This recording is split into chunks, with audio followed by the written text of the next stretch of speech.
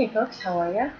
This is Taz with Connected to Nature / Enlightenment, and I'm going to read Chapter 9 of The Power of Now.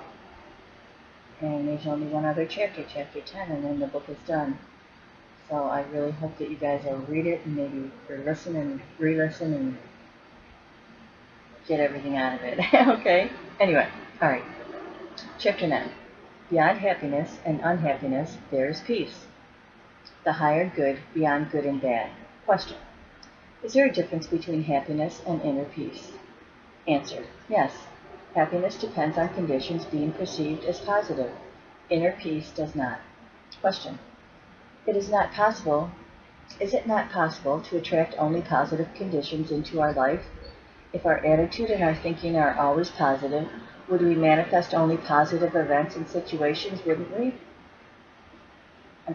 He actually said, we would manifest only positive events and situations, wouldn't we? Answer. Do you truly know what is positive and what is negative? Do you have the total picture? There have been many people for whom limitation, failure, loss, illness, or pain in whatever form turned out to be their greatest teacher. It taught them to let go of false self-images and superficial ego-detected goals and desires. It gave them depth, humility, and compassion. It made them more real. Whenever anything negative happens to you, there is a deep lesson concealed within it. Although you may not see it at the time, even a brief illness or an accident can show you what is real and unreal in your life, what ultimately matters and what doesn't. Seen from a higher perspective, conditions are always positive. To be more precise, they are neither positive or negative. They are as they are. And when you live in complete acceptance of what is, which is the only sane way to live, there is no good or bad in your life anymore. There is only a higher good, which includes the bad. Seen from the perspective of the mind, however, there is good, bad, like, dislike, love, hate. Hence, in the book of Genesis, it is said that Adam and Eve were no longer allowed to dwell in paradise, and they ate of the tree of knowledge of good and evil. Question. This sounds to me like denial of self-deception and something dreadful. Let me read that again. This sounds to me like denial and self-deception. When something dreadful happens to me or someone else close to me, accident, illness, pain of some kind, or death, I can pretend that it isn't bad, but the fact remains that it is bad. So why deny it? Answer. You are not pretending anything. You are allowing it to be as it is, that's all. This allowing to be takes you beyond the mind with its resistant patterns that create the positive-negative polarities. It is an essential aspect of forgiveness. Forgiveness of the present is even more important than forgiveness from the past. If you forgive every moment, allow it to be as it is, then there will be no accumulation of resentment that needs to be forgiven at some later time. Remember that we are not talking about happiness here. For example, when a loved one has just died, or you feel your own death approaching, you cannot be happy. It is impossible. But you can be at peace. There may be sadness and tears, but provided that you have relinquished resistance underneath the sadness, you will feel a deep serenity and stillness, a sacred present. This is the emanation of being. This is inner peace. The good that has no opposite. Question. What if it is a situation that I can do something about? How can I allow it to be and change it at the same time? Answer. Do what you have to do. In the meantime, accept what is. Since mind and resistance are synonymous, acceptance immediately frees you from mind dominance and thus reconnects you with being. As a result, the usual ego motivations for doing, fear, greed, control, defending, or feeding the false sense of ego, will cease to operate. An intelligence much greater than the mind is now in charge, and so a different quality of consciousness will flow into your doing. Accept whatever comes to you woven Accept what comes to you woven in the pattern of your destiny, or what could more aptly fit your needs. This was written 2,000 years ago by Marcus Aurelius, one of those exceedingly rare humans who possessed worldly power as well as wisdom. It seems that most people need to experience a great deal of suffering before they will relinquish resistance and accept before they will forgive. As soon as they do, one of the greatest miracles happens, the awakening of being consciousness. Through what appears as evil, the transmutation of suffering into inner peace. The ultimate effect of all evil and suffering in the world is that it will force humans into realizing who they are beyond name and form. Thus, what we perceive as evil from our limited perspective is actually part of the higher good that has no opposite. This, however, does not become true for you except through forgiveness. Until that happens, evil has not been redeemed, and therefore evil remains. Through forgiveness, which essentially means recognizing the insubstantiality of the past and allowing the present moment to be as it is, the miracle of transformation happens not only within but also without. A silent peace of intense presence arises both in you and around you. Whoever or whatever enters that field of consciousness will be affected by it, sometimes visibly and immediately, sometimes at deeper levels with visible changes appearing at a later time. You dissolve discord, heal pain, dispel unconsciousness without doing anything, simply by being and holding that frequency of intense presence. Pause.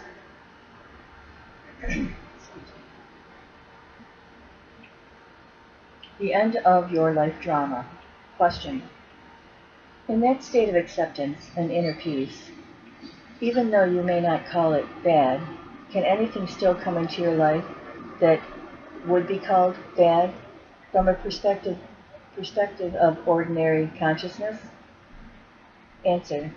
Most of the so-called bad things that happen in people's lives are due to unconsciousness. They are self-created, or rather ego-created. I sometimes refer to those things as drama. When you are fully conscious, drama does not come into your life anymore. Let me remind you briefly how the ego operates and how it creates drama. Ego is the unobserved mind that runs your life when you are not present as a witnessing consciousness, the watcher. The ego perceives itself as a separate fragment in a hostile universe, with no real interconnection to any other being, surrounded by other egos, which it either sees as a potential threat or which it will attempt to use for its own ends. The basic ego patterns are designed to combat its own deep-seated fear and sense of lack. They are resistant, control,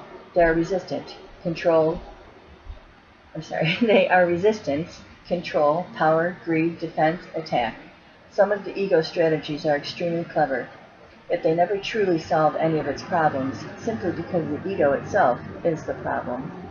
When egos come together, whether in personal relationships or in organizations or institutions, bad things happen sooner or later.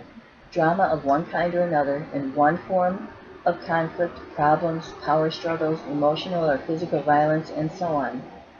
This includes collective evils such as war, genocide, and exploitation, all due to mass unconsciousness. Furthermore, many types of illness are caused by the ego's continuous resistance, which creates restrictions and blockages in the flow of energy through the body. When you reconnect with being, and you are no longer run by your mind, to cease to create those things. Let me read that again, I'm sorry. When you reconnect with being, and are no longer run by your mind, you cease to create those things. You do not create or participate in drama anymore. Whenever two or more egos come together, drama of one kind or another ensues. But even if you live totally alone, You still create your own drama. When you feel sorry for yourself, that's drama. When you feel guilty or anxious, that's drama. When you let the past or the future obscure the present, you are creating time, psychological time, the stuff out of which drama is made. Whenever you are not honoring the present moment by allowing it to be, you are creating drama. Most people are in love with their particular life drama. Their story is their identity. The ego runs their life. They have their whole sense of self invested in it. Even their unusual, unsuccessful search for an answer, a solution, or a healing becomes part of it. What they fear and resist most is the end of their drama. As long as they are their mind, what they fear and resist most is their own awakening. When you live in complete acceptance of what is, that is the end of all drama in your life. Nobody can even have an argument with you, no matter how hard he or she tries. You cannot have an argument with a fully conscious person. An argument implies identification with your mind and mental position, as well as resistance and reaction to other person's positions. The result is that the polar opposites become mutually energized. These are the mechanics of unconsciousness. You can still make your point clearly and firmly, but there will be no reactive force behind it, no defense or attack, so it won't turn into drama. When you are fully conscious, you cease to be in conflict. No one who is at one with himself can even conceive of conflict, states the Course of Miracles. This refers not only to conflict with other people, but more fundamentally to conflict with you, which ceases when there is no longer any clash between the demands and expectations of your mind and what is. Impermanence and the cycles of life. However, as long as you are in the physical dimension and linked to the collective human psyche, physical pain, although rare, is still possible. This is not to be confused with suffering and mental emotional pain. All suffering is ego-created and is due to resistance. Also, as long as you are in this dimension, you are still subject to its clinical nature and the law of impermanence of all things, but you no longer perceive this as bad. It just is. Through allowing the illness of all things, a deeper dimension underneath the play of opposites reveals itself to you as an abiding presence, an unchanging, deep stillness, an uncaused joy beyond good and bad. This is the joy of being, the peace of God. On the level of form, there is birth and death, creation and destruction, growth and dissolution, and seemingly separate forms.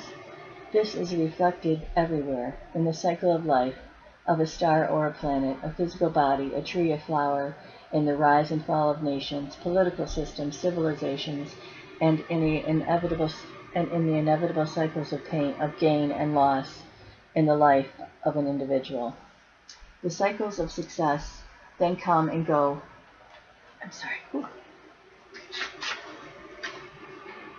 The cycles of success then come to you and thrive, and cycles of failure. One second, please. 1 second.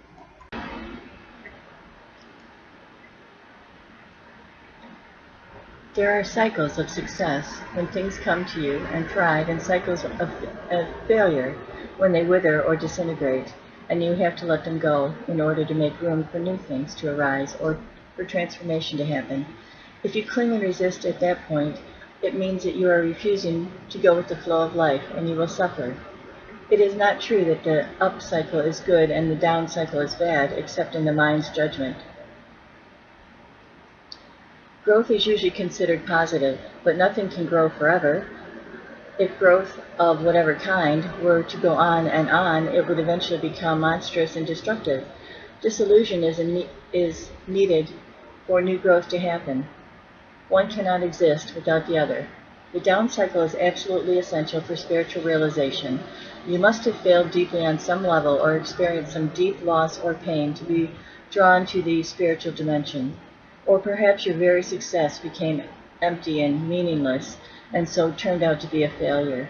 Failure lies concealed in every success, and success in every failure. In this world, which is to say, on the level of form, everybody fails, sooner or later, of course, and every achievement eventually comes to naught. All forms are impertinent. You can still live, you can still be active and enjoy manifesting and creating new forms and circumstances, but you won't be identified with them. You do not need them to give you a sense of self. They are not your life, only your life situation. Your physical energy is also subject to cycles. It cannot always be at a peak. There will be times of low as well as high energy. There will be periods when you are highly active and creative, but there will also be times when everything seems stagnant, when it seems that you are not getting anywhere, not achieving anything. A cycle that can last for anything from a few hours to a few years. There are large cycles and small cycles within these large ones. Many illnesses are created through fighting against the cycles of low energy, which are vital for regeneration. The compulsion to do and the tendency to derive your sense of self-worth and identity from external factors such as achievement is an inevitable illusion, as long as you are identified with the mind. This makes it hard or impossible for you to accept the low cycles and allow them to be. Thus, the intelligence of the organism may take over as a self-protective measure, create an illness in order to force you to stop, so that the necessary regeneration can take place. I can tell you how many times that happened to me. Wow. Okay, I'm sorry. The clinical nature of the universe is closely linked with the impertinence of all things and situations. The Buddha made this a central part of his teaching. All conditions are highly unstable and in constant flux. Or, as he put it, impertinence is a characteristic of every condition, every situation you will ever encounter in your life. It will change, disappear, or no longer satisfy you. Impertinence is also central to Jesus' teaching. Do not lay up for yourself treasures on earth, where moth and rust consume, and where thieves break in and steal. As long as condition is judged by good in your mind, whether it be a relationship, a possession, a social role, a place of your physical body, the mind attaches itself to it and identifies with it. It makes you happy, it makes you feel good about yourself, and it may become part of who you are or think you are. But nothing lasts in this dimension where moth and rust consume. Either it ends or it changes, or it may undergo a polarity shift. The same condition that was good yesterday or last year is suddenly or gradually turned bad. The same condition that made you happy then makes you unhappy. The prosperity of today becomes the empty consumerism of tomorrow. The happy wedding and honeymoon become the unhappy divorce or the unhappy coexistence. Or a condition disappears, so its absence makes you unhappy. When a condition or a situation that the mind has attached itself to and identified with changes or disappears, the mind cannot accept it. It will cling to the disappearing condition and resist the change. It is almost as if a limb were being torn from off your body. We sometimes hear of people who have lost all their money or whose reputation has been ruined committing suicide. Those are extreme cases. Others, whenever a major loss of one kind or another occurs, just become deeply unhappy or make themselves ill. They cannot distinguish between their life and their life situation. I recently read about a famous actress who died in her 80s. As her beauty started to fade and became ravaged by old age, she grew desperately unhappy and became a recluse. She, too, had identified with the condition, her external appearance. First, the condition gave her a happy sense of self, and then an unhappy one. If she had been able to connect with the formless and timeless life within, she could have watched and allowed the fading of her external form from a place of serenity and peace. Moreover, her external form would have become increasingly transparent to the light, shining through her ageless true nature, so her beauty would not really have faded, but simply become transformed into spiritual beauty. However, nobody told her that this is possible. The most essential kind of knowledge is not yet widely accessible. The Buddha taught that even your happiness is Dukkha-A-Pali. Okay, let me try this. The Buddha taught that even your happiness is Dukkha Palaya, word meaning suffering or unsatisfactoriness. It is inseparable from its opposite. This means that your happiness and unhappiness, excuse me, this means that your happiness and unhappiness are in fact one. Only the illusion of time separates them. This is not being negative, it is simply recognizing the nature of things so that you do not pursue an illusion for the rest of your life.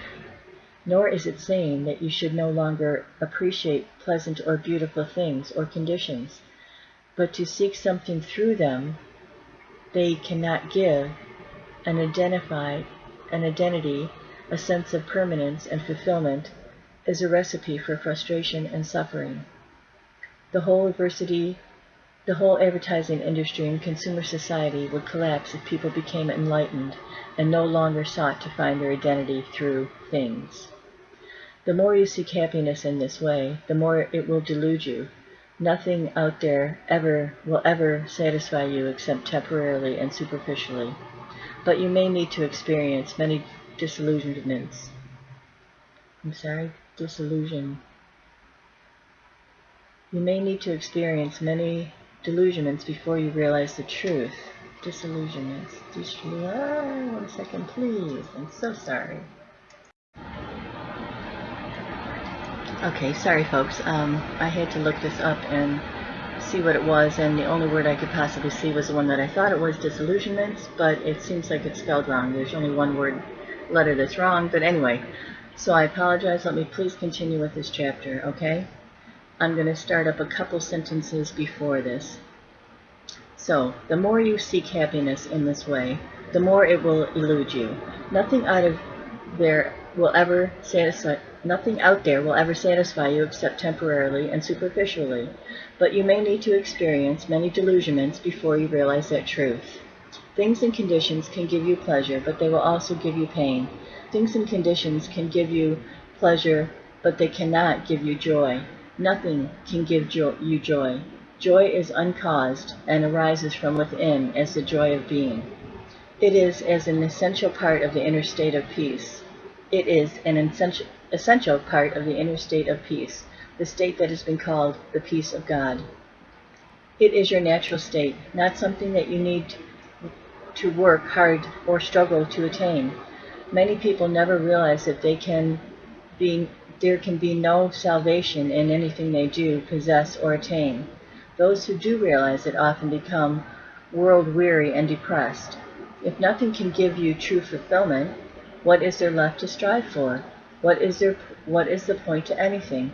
The Old Testament prophet must have arrived at such a realization when he wrote, "I've seen everything that is done under the sun, and behold, all is vanity and a striving after wind." When you reach this point, you are one step away from despair, and one step away from enlightenment. A Buddhist monk once told me, "All I have learned in 20 years that I have been a monk, I can sum up in one sentence. All that arises passes away. This I know." What he meant, of course, was this: I have learned to offer no resistance to what is. I have learned to allow the present moment to be, and to accept the impermanent nature of all things and conditions. Thus, I have found peace. To offer no resistance to life is to be in a state of grace, ease, and lightness. This state is then no longer dependent upon things being in a certain way, good or bad. It seems almost paradoxical, yet when your inner dependency on form is gone, the general conditions of your life and outer forms tend to improve greatly. Things, people, or conditions that you thought you needed for your happiness now come into you with no struggle or effort on your part, and you are free to enjoy and appreciate them while they last. All those things, of course, will still pass away.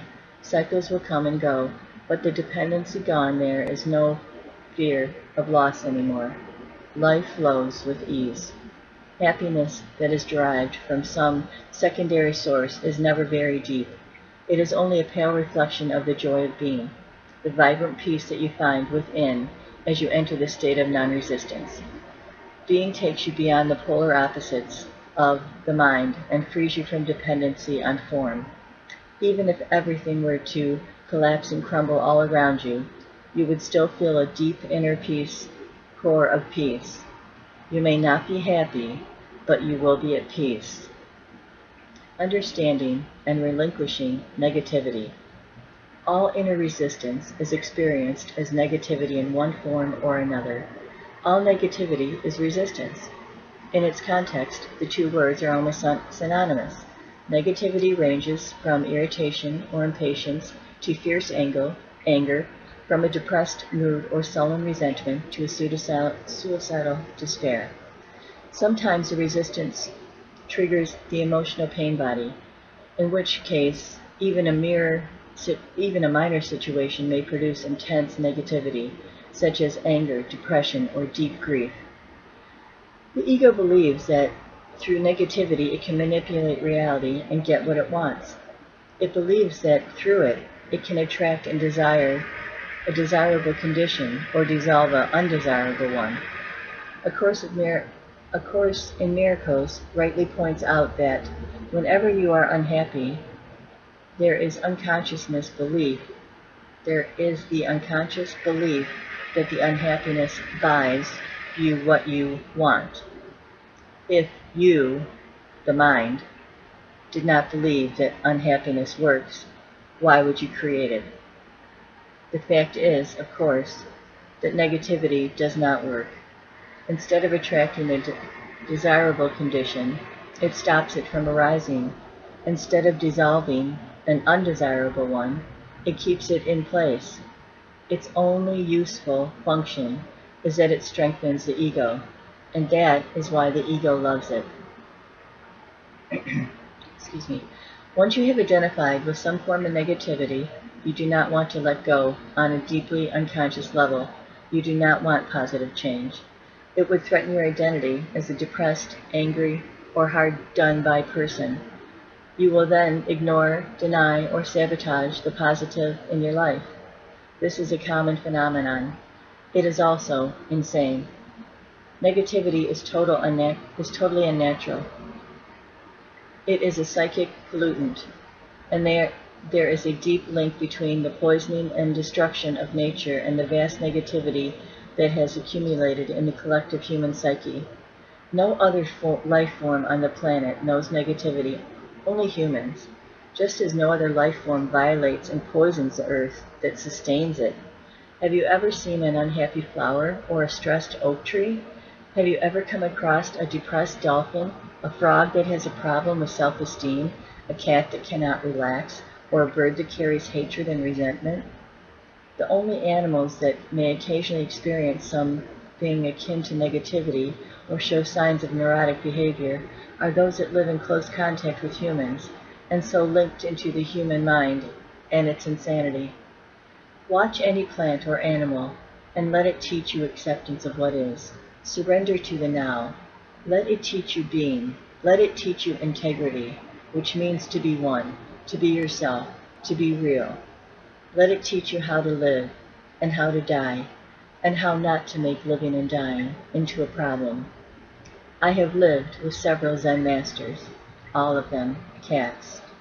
Even ducks have taught me important spiritual lessons. Just watching them is meditation. How peacefully they float along, at ease with themselves, totally present in the now, dignified and perfect as only a mindless creature can be. Occasionally, however, two ducks will get into a fight. sometimes for no apparent reason, or because one duck has strayed into another's private space. The fight usually lasts only for seconds, and then the ducks separate, swim off in opposite directions, and vigorously flap their wings a few times. They then continue to swim on peacefully, as if the fight had never happened. When I observed that for the first time, I suddenly realized that by flapping their wings, they were releasing a surplus energy, thus preventing it from becoming trapped in their body and turning into negativity. This is natural wisdom, and it is easy for them because they do not have a mind that keeps the past alive unnecessarily and then builds an identity around it. Couldn't a negative emotion also contain an important message? For example, if I often feel depressed, it may be a signal that there is something wrong with my life, and it may force me to look at my life situation and make some changes. So I need to listen to what the emotion is telling me and not just dismiss it as negative. Answer: yes, recurring negative emotions do sometimes contain a message, as do illnesses. But any change that you make, whether it have to do with your work, your relationship, or your surroundings, are ultimately only cosmetic unless they arise out of a change in your level of consciousness. And as far as that is concerned, it will only mean one thing: becoming more present. When you have reached a certain degree of presence, you do not need negativity anymore to tell you what is needed in your life situation. But as long as negativity is there, use it. Use it as kind of a signal that reminds you to be more present. Question: how do we stop negativity from arising? And how do we get rid of it once it is there? Answer: as I said, you stop it from arising by being fully present. But don't become discouraged. There are as yet few people on the planet who can sustain a state of conscious presence, although some are getting close to it. Soon I believe there will be many more. Whenever you notice that some form of negativity is arising within you, look on it not as a failure, but as a helpful signal that is telling you, wake up, get out of your mind, be present. There is a novel by Aldous Huxley called Island, written in his later years, when he became very interested in spiritual teachings. It tells the story of a man shipwrecked on a remote island cut off from the rest of the world. This island contains a unique civilization. The unusual thing about it is that the inhabitants, unlike those of the rest of the world, are actually sane. The first thing that the man notices are the colorful parrots perched in the trees, and they seem to be constantly cloaking the words, "Attention, here and now! Attention, here and now!" We later learn that the islanders taught them these words in order to be reminded continuously to stay present. So whenever you feel negativity arising within you, whether you're caused by external factor or a thought, or even nothing in particular that you are aware of, look on it as a voice saying, "Attention, here and now, wake up." Even the slightest irritation is significant and needs to be acknowledged and looked at. Otherwise, there will be a cumulative buildup of unobserved reactions. As I said before, you may be able to drop it once you realize that you don't want to have this energy field inside you and that it serves no purpose. But then make sure that you drop it completely. If you cannot drop it, just accept it as it is there and take your attention into the feeling, as I pointed out earlier. Excuse me. As an alternative to dropping the negative reaction, you can make it disappear by imagining yourself becoming transparent to the external cause of the reaction. I recommend that you practice it with little, even trivial things first. Let's say that you are sitting quietly at home. Suddenly there is a penetrating sound of a car alarm from across the street. Irritation arises. What is the purpose of the irritation? None whatsoever. Why did you create it? You didn't. The mind did. It was totally automatic, totally unconscious. Why did the mind create it? Because it holds the unconscious belief that its resistance, which you experience as negativity or unhappiness in some form, will somehow dissolve the undesirable condition. This, of course, is a delusion. The resistance that it creates, the irritation or anger in this case, is far more disturbing than the original cause that It is attempting to dissolve. All this can be transformed into spiritual practice. Free yourself. Feel yourself becoming transparent, as it were, without a solidarity of a material body. Now allow noise, or whatever causes a negative reaction, to pass right through you. It is no longer hitting a solid wall inside you. As I said, practice with little things first. The car alarm, the barking dog, children screaming, the traffic jam. Instead of having a wall of resistance inside you that gets constantly and painfully hit by things that should not be happening, let everything pass through you. Somebody says something to you that is rude or designed to hurt. Instead of going into unconscious reaction and negativity, such as attack, defense, or withdrawal, you let it pass right through you. Offer no resistance. It is as if there is nobody there to get hurt anymore. That is forgiveness. In that way, you become invulnerable. You can still tell that person that his or her behavior is unacceptable, if that is what you choose to do, but that person no longer has the power to control your inner state. You are then in your power, not in someone else's, nor are you run by your mind. Whether it is a car alarm, a rude person, a flood, an earthquake, or loss of all your possessions, the resistance mechanism is the same. Question. I have been practicing meditation. I have been to workshops. I have read many books on spirituality. I try to be in the state of non-resistance. But if you ask me whether I have found true and lasting inner peace, my honest answer would have to be no. Why haven't I found it? What else can I do? Answer. You are still seeking outside, and you cannot get out of the seeking mode. Maybe the next workshop will have the answer, maybe that new technique. To you I would say, don't look for peace, don't look for any other state than that one you are in now. Otherwise you will set up inner conflict and unconscious resistance. Forgive yourself for not being at peace. The moment you completely accept your non-peace becomes transmuted into peace. So true. Anything you accept fully will get you there, will take you into that peace. This is the miracle of surrender. You may have heard that phrase, turn the other cheek, which a great teacher of enlightenment used 2,000 years ago. He was attempting to convey symbolically the secret of non-resistance and non-reaction. In this statement, as in all others, he was concerned only with your inner reality, not the outer conduct of your life. Do you know the story of Banzan? Before he became a great Zen master, he spent many years in the pursuit of enlightenment, but it eluded him. Then one day, as he was walking into the marketplace, he overheard a conversation between a butcher and his customer. "Give me the best piece of meat you have," said the customer, and the butcher replied, "Every piece of meat is the best, and there is no piece of meat here that is not the best." Upon hearing this, Banzan became enlightened. I can see you are waiting for some explanation. When you accept what is, every piece of meat, every moment, is the best. That is enlightenment.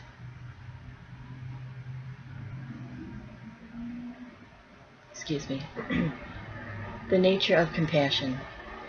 Having gone beyond the mind-made opposites, you become like a deep lake.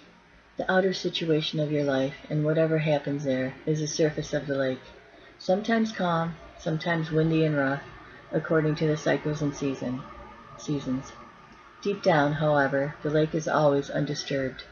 You are the whole lake, not just the surface, and you are in touch with your own depth, which remains absolutely still. Don't resist change mentally. Don't resist by changing. You don't resist change by mentally clinging to any situation. Your inner peace does not depend on it.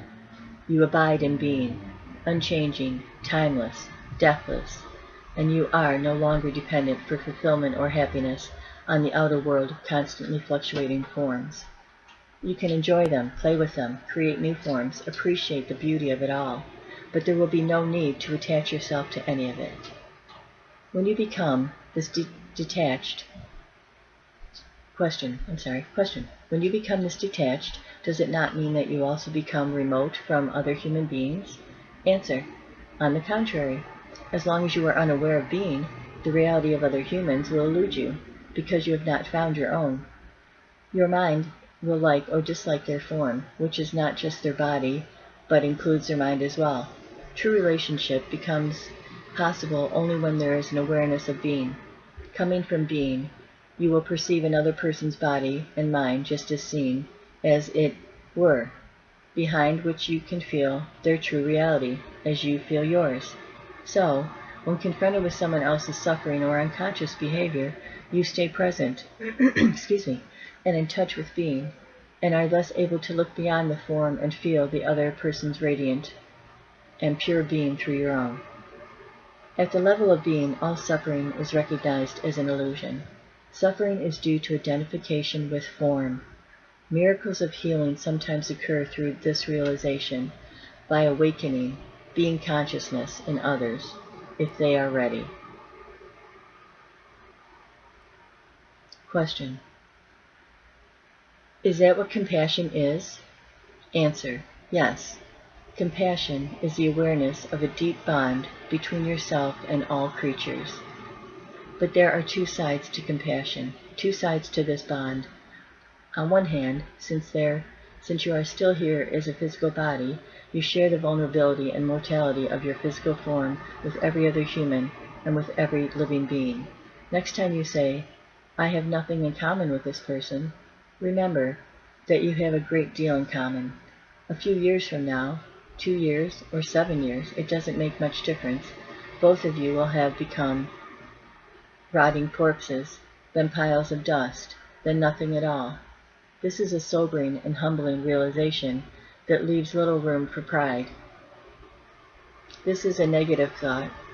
Is this a negative thought? No, it is a fact. Why close your eyes to it? In that sense, there is total equality between you and every other creature. One of the more powerful spiritual practices is to meditate deeply on the mortality of physical form, including your own. This is called die before you die. Go into it deeply. Your physical form is dissolving, is no more. Then a moment comes when all mind, forms, or thoughts also die. Yet you are still there, the divine presence that you are, radiant, fully awake.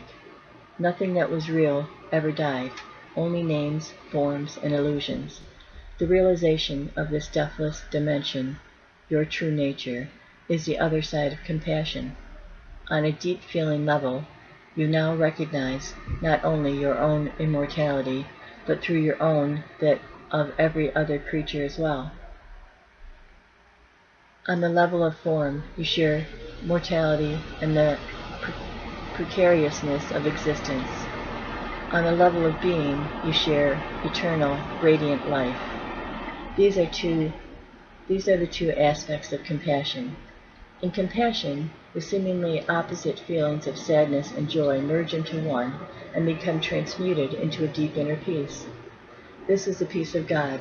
It is one of the most noble feelings that humans are capable of, and it has great healing and transformative power. But true compassion, as I have just described it, is as yet rare. I have deep empathy for the suffering of another being, certainly requires a high degree of consciousness, but represents only one side of compassion. It is not complete. True compassion goes beyond empathy or sympathy. It does not happen until sadness merges with joy, the joy of being beyond form, the joy of eternal life. Toward a different order of reality. Question. I don't agree that the body needs to die. I am convinced that we can achieve physical immortality. We believe in death, and that's why the body dies. Answer. The body does not die because you believe in death. The body exists, or seems to, because you believe in death. Let me read that again, please. Hang on 1 second. I need to pause and get a drink. Hang on 1 second. Jeez. Okay. Let me read this question again. I don't agree that the body needs to die. I'm convinced that we can achieve physical immortality. We believe in death, and that's why the body dies. Answer. The body does not die because you believe in death. The body exists, or seems to, because you believe in death. Body and death are part of the same illusion, created by the egoic mode of consciousness, which has no awareness of the source of life and sees itself as separate and constantly under threat. So it creates the illusion that you are a body, a dense physical vehicle that is constantly under threat. To perceive yourself as a vulnerable body that was born and a little later dies, that's the illusion. Body and death, one illusion. You cannot have one without the other. You want to keep one side of the illusion and get rid of the other, but that is impossible. Either you keep all of it or you relinquish all of it. However, you cannot escape from the body, nor do you have to. The body is an incredible misperception of your true nature. But your true nature is concealed somewhere within that illusion, not outside. So the body is still the only point of access to it. If you saw an angel, but mistook it for a stone statue, all you would have to do is adjust your vision and look more closely at the stone statue, not start looking somewhere else. You would then find that there was never a stone statue. Question. If belief in death creates the body, why does an animal have a body? An animal doesn't have an ego, and it doesn't believe in death. Answer. But it still dies, or seems to. Remember that your perception of the world is a reflection of your state of consciousness. You are not separated from it, and there is no objective world up there. Every moment your consciousness creates the world that you inhabit. One of the greatest insights that has come out of modern physics is that of the unity between the observer and the observed. The person conducting the experiment, the observing consciousness, cannot be separate from the observed phenomenon, and a different way of looking causes the observed phenomenon to behave differently. If you believe on a deep level in separation and struggle for survival, then you see and believe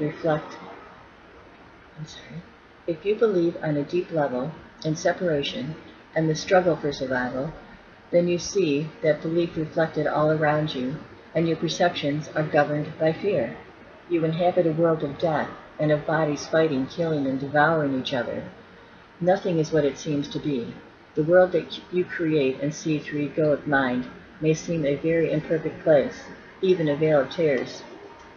But whatever you perceive is only a kind of symbol, like an image in a dream. It is how your conscious interprets and interacts in the molecular energy dance of the universe. This energy is the raw material of so-called physical reality.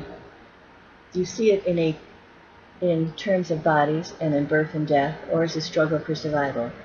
An infinite number of completeness, different interpretations, complete of different worlds, is possible and in fact exists, all depending on the perceiving consciousness. Everything is a focal point of consciousness, and every such focal point creates its own world, although all those worlds are interconnected. There is a human world, an ant world, a dolphin world, and so on. There are countless beings whose consciousness frequency is so different from yours that you are probably unaware of their existence, as they are yours. Highly conscious beings who are aware of their connectedness with the source and with each other would inhabit a world that would appear as a heavenly realm, and yet all worlds are ultimately one. Our collective human world is largely created through the level of consciousness we call mind. Even within the collective human world, there are vast differences, many different sub-worlds, depending on perceivers or creators of the respective worlds. Since all worlds are interconnected, When collective human consciousness becomes transformed, nature and the animal kingdom will reflect that transformation. Hence the statement in the Bible that in the coming age, the lion shall lay down with the lamb. This points to the possibilities of a completely different order of reality. The world as it appears to us now, as I said, largely a reflection of the egoic mind, fear being an unavoidable consequence of egoic delusion. It is a world dominated by fear, just as the images in a dream are symbols of inner states and feelings. So our collective reality is largely a symbolic expression of fear and the heavy layers of negativity that have accumulated in the collective human psyche. We are not separate from our world. So, when the majority of humans become free of egoic delusion, this interchange will affect all of creation. You will literally inhabit a new world. It is a shift in planetary consciousness. The strange Buddhist saying that every tree and every blade of grass will eventually become enlightened points to the same truth. According to St. Paul, the whole of creation is waiting for humans to become enlightened. That is how I interpret his saying that the created universe is waiting with eager expectation for God's Son to be revealed. St. Paul goes on to say that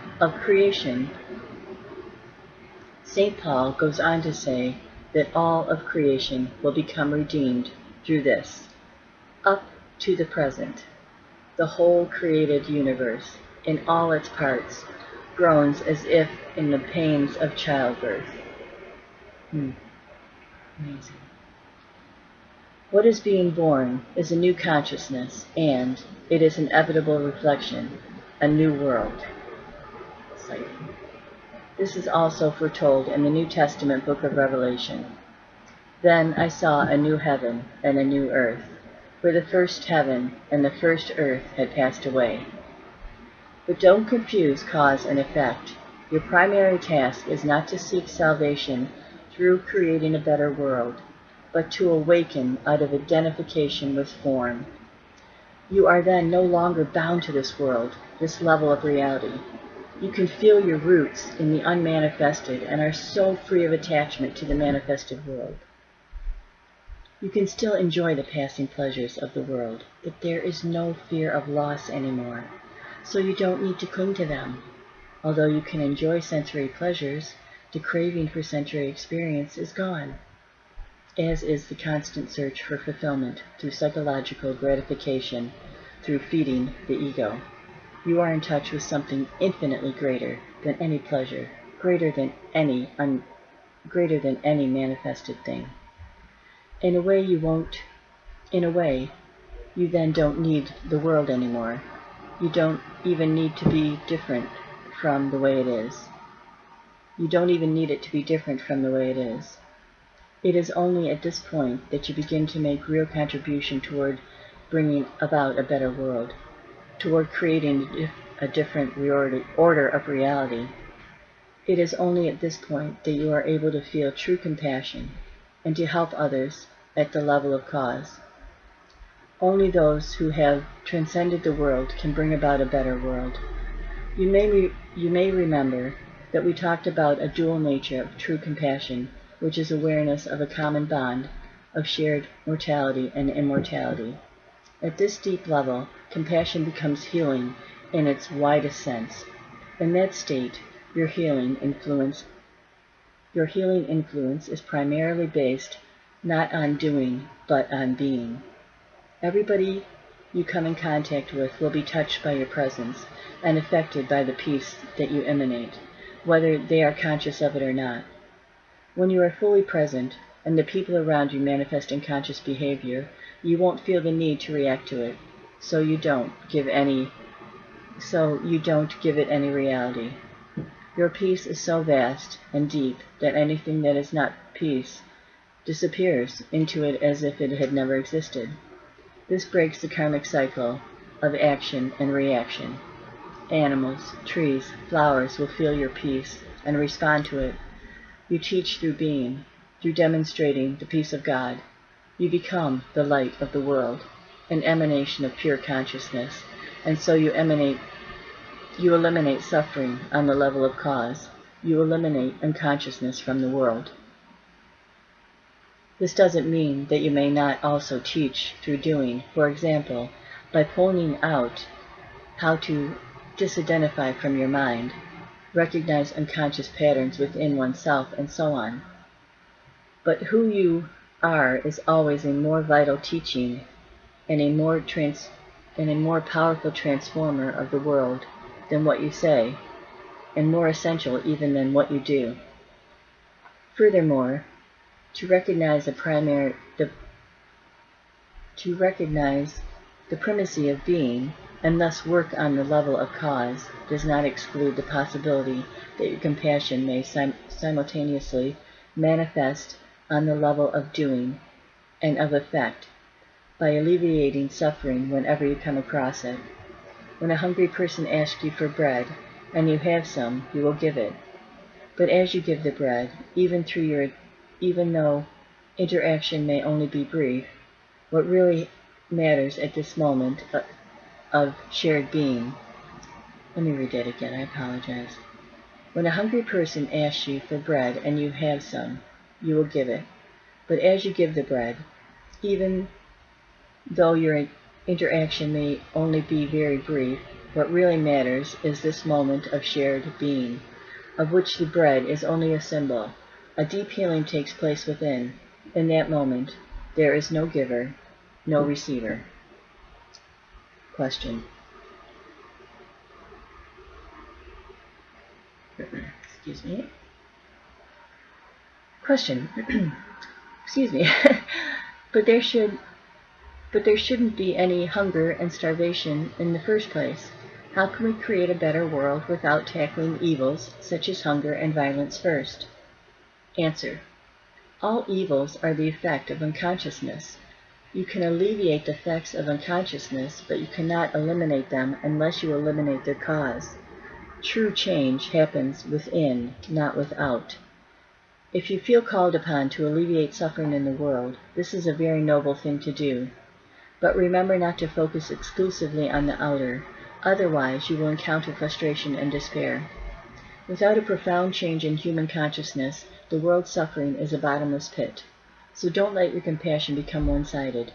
Empathy with someone else's pain or lack of a desire to help need to be balanced within a... let me read that again. These sentences are long. Sorry. Okay. Empathy with someone else's pain or lack and a desire to help need to be balanced with a deeper realization of the eternal nature of all life and the eliminated illusion of all pain. Then let your peace flow into whatever you do, and you will be working on the levels of effect and cause simultaneously. This also applies if you are supporting a movement designed to stop deeply unconscious humans from destroying themselves, either each other and the planet, or from continuing to inflict dreadful suffering on other sentient beings. Remember, just as you cannot fight the darkness, so you cannot fight unconsciousness.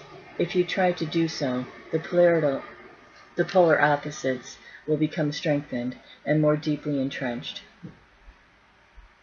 You will become identified with one of the polarities. You will create an enemy, and so be drawn into unconsciousness yourself. Raise awareness by disseminating information, or at the most, practice passive resistance. But make sure that you carry no resistance within, no hatred, no negativity. Love your enemies, said Jesus, which of course means have no enemies. Once you get involved in working on the level of effect, it is all too easy to lose yourself in it. Stay alert and very, very present. The casual level needs to remain your primary focus, and the teaching of enlightenment, your main purpose, and peace, your most precious gift to the world. That is the end of chapter 9. Man, that was good. That was good stuff. I love this book, and I'd like to go over after the fact, when I'm done reading it all, and kind of pick out parts that I've wanted to explain and talk about more, and how much it will really help, and it works, guys. I mean, everything. I live in peace. Some of you know what I've been going through lately, and it's literally been hell. But I actually live in peace. And to really hear this, I want you all to be able to do this. I do. It's an amazing way to live. Anyway, chapter 10. No, oh my gosh, it is chapter 10. The meaning of suffering. And it's going to be acceptance of the now, from mind energy to spiritual energy, surrender in personal relationships, transforming illness into enlightenment, when disaster strikes, transforming suffering into peace, the way of the cross, the power to choose. And then that will be the end of the power of now. Alright, folks, I so appreciate you listening, and I really hope you're getting something out of this, and I thank you very much. Please give a thumbs up, sub, leave a comment, whatever you'd like to do would be wonderful. But either way, have a great night, stay safe and stay present, and that is it till later.